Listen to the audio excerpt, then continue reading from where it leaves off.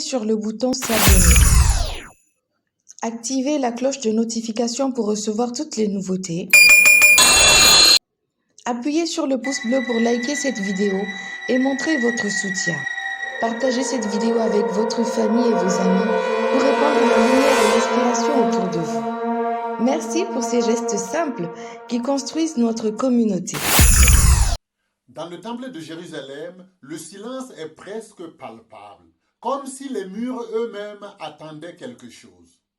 Voici un jeune couple, Marie et Joseph, qui franchissent l'entrée. Ils portent un petit enfant dans leurs bras. Pas n'importe quel enfant. Cet enfant est la promesse vivante de Dieu. Ils viennent, humbles et obéissants, pour accomplir la loi de Moïse. Un sacrifice de pauvres, 2 petites colombes, rien d'impressionnant pour ceux qui regardent. Mais dans le ciel, c'est un moment historique. Parfois, chers frères et sœurs, ce qui semble ordinaire aux yeux des hommes est extraordinaire aux yeux de Dieu. Ne méprisez jamais les petites choses de votre foi, elles contiennent des graines d'éternité. Mais voilà qu'un homme âgé, Siméon, entre en scène. Son visage est marqué par les années, mais ses yeux brillent d'une lumière intérieure. Cet homme n'est pas là par hasard. Il est conduit par l'Esprit Saint. Il attendait depuis longtemps le consolateur d'Israël, celui qui restaurerait l'espoir de son peuple. Et là, au moment où il aperçoit l'enfant, il sait. Il sait que la promesse de Dieu est accomplie. Siméon s'approche doucement. Avec des mains tremblantes mais pleines de foi, il prend l'enfant dans ses bras. Et là, au milieu du temple, il élève la voix et proclame: Maintenant, Seigneur, tu peux laisser ton serviteur s'en aller en paix selon ta parole. Car mes yeux ont vu ton salut, lumière pour éclairer les nations et gloire d'Israël, ton peuple. Chers amis, la vraie paix ne vient pas des choses de ce monde, mais de la rencontre avec Jésus. Quand vos yeux se posent sur lui, votre cœur trouve enfin le repos. Siméon se tourne vers Marie, et là, une parole troublante.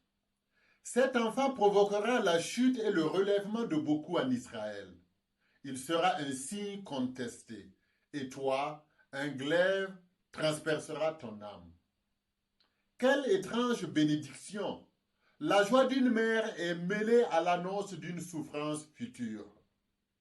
C'est un rappel puissant que suivre le Christ implique un chemin de croix, même pour Marie. Être disciple de Jésus, bien-aimé de Dieu, n'est pas toujours confortable, mais c'est là que se trouve la vraie vie. Le salut passe par la croix, mais la croix mène à la gloire. Quand Siméon eut fini de parler, une dame entre elle aussi en scène. Anne, une prophétesse. Veuve depuis quelques décennies, elle n'a jamais quitté le temple. Jour et nuit, elle prie et jeûne. Certains la considèrent peut-être comme une excentrique, une vieille dame étrange. Mais en réalité, elle est une sentinelle de l'espérance. Et oui, Dieu agit dans le silence, dans l'ordinaire et dans les cœurs fidèles. Accueillez Jésus dans votre temple intérieur, celui de votre cœur, et laissez sa lumière illuminer votre vie. Lorsqu'elle voit l'enfant, elle aussi se met à louer Dieu. Elle va ensuite annoncer la nouvelle à tous ceux qui, comme elle, attendent la délivrance. Bien-aimés de Dieu, ne sous-estimez jamais la puissance de la prière persévérante. Elle prépare le terrain pour les grandes œuvres de Dieu. Marie et Joseph, eux, partent discrètement. Pas de grande célébration, pas d'éclat immédiat. Ils retournent à Nazareth où l'enfant va grandir, se fortifier et être rempli de sagesse. Que chacun de vous qui m'écoutez se pose cette question. Quelle est ma place dans cette histoire?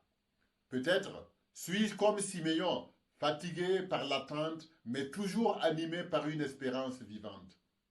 Peut-être suis-je comme Anne, fidèle dans l'obscurité, attendant patiemment la lumière. Ou peut-être suis-je comme Marie, portant en moi une promesse qui me dépasse, mais qui va transformer le monde.